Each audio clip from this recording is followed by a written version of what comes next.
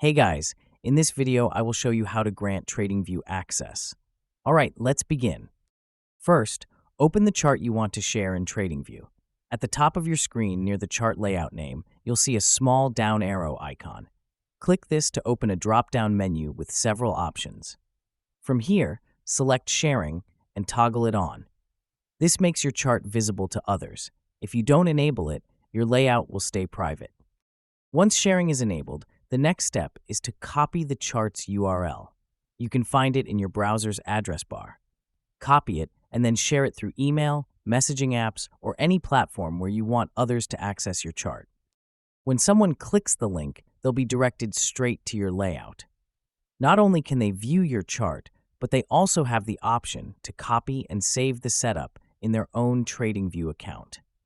So that's basically how you can grant TradingView access.